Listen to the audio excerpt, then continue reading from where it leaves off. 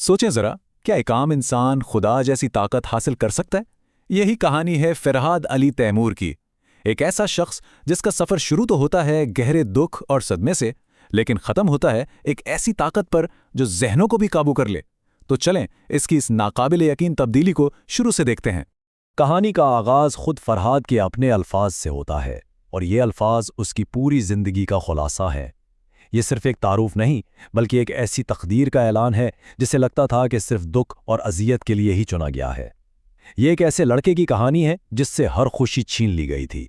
فرہاد نے جب آنکھ کھولی تو اس کے چاروں طرف دولت اور آسائشیں بکھری پڑی تھیں۔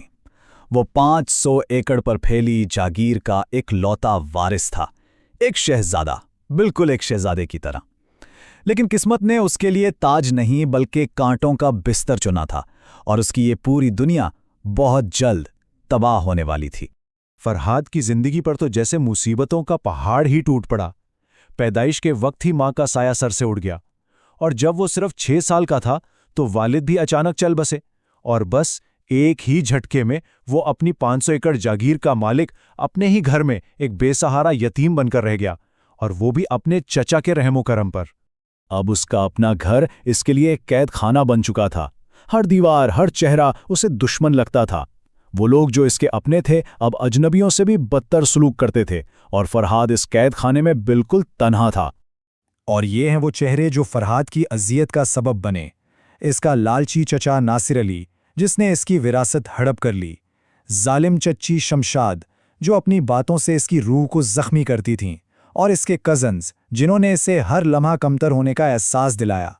اس مکمل بے بسی کی حالت میں فرہاد کے پاس صرف ایک چیز تھی جو اس کی اپنی تھی، اس کی آنکھیں، اس کی نگاہیں، اور یہی نگاہیں اس کی خاموش بغاوت کا پہلا ہتھیار بننے والی تھیں۔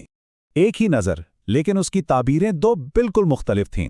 والد کو ان آنکھوں میں فرشتوں کا نور نظر آتا تھا، لیکن چچی کو ان میں کوئی بدروح دکھائی دیتی تھی، اور یہی خوف اس بات کا ثبوت تھا کہ فرہاد کی نگاہوں میں واقعی کوئی چھپی ہوئی، کوئی پراسرار طاقت موجود تھی۔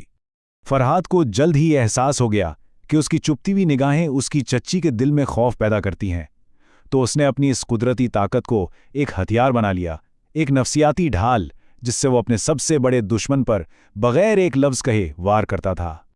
لیکن فرہاد کی یہ خاموش بغاوت زیادہ دیر تک نہیں چل سکی۔ ایک ایسا واقعہ پیش آیا جس نے سب کچھ بدل دیا، اور اسے اس گھر سے نکل کر ایک نئے، ایک انجان راستے پر چلنے پر مجبور کر دیا۔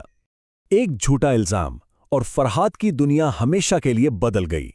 اس کی کزن غزالہ کے اس جھوٹ نے ایک پرتشدد تصادم کو جنم دیا۔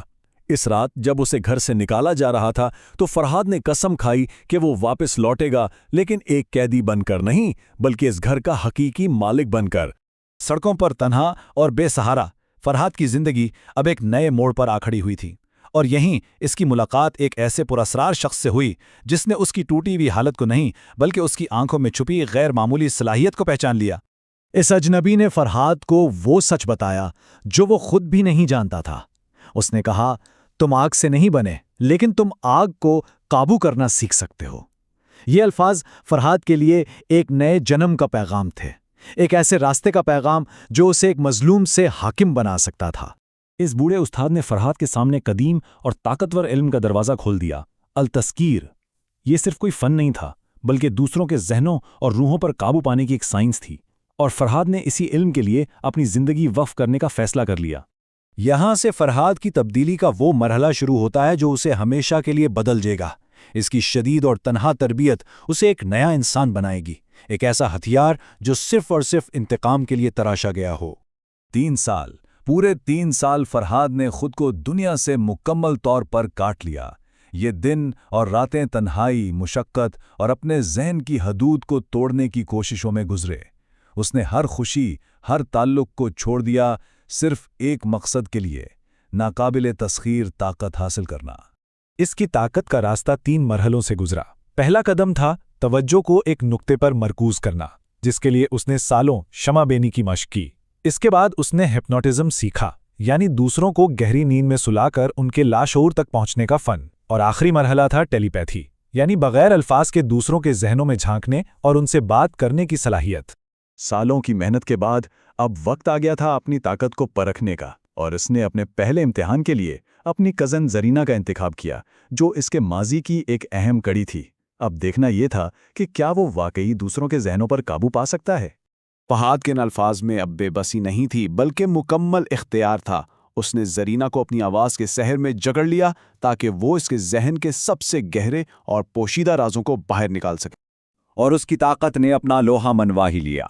जरीना के जहन के तमाम राज, इसकी हसद, इसकी ख्वाहिशात और हाँ, फरहाद के खिलाफ उसके मंसूबे सब एक खुली किताब की तरह उसके सामने आ गए। उसका पहला इम्तिहान कामयाब रहा। हिप्नोटिज्म पर उबूर हासिल करने के बाद फरहाद ने अपनी ताकत को एक नए मकसद के लिए इस्तेमाल किया।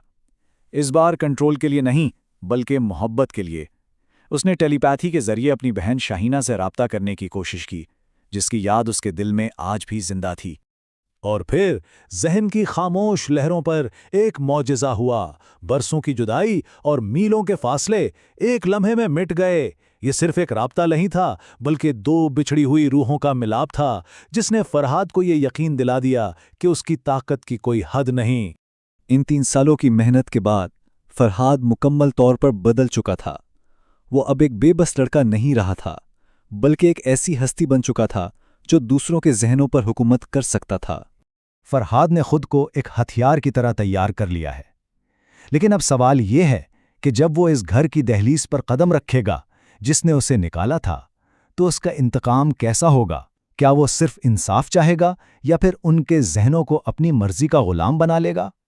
कहानी का असल बाब तो अब शुरू होता है।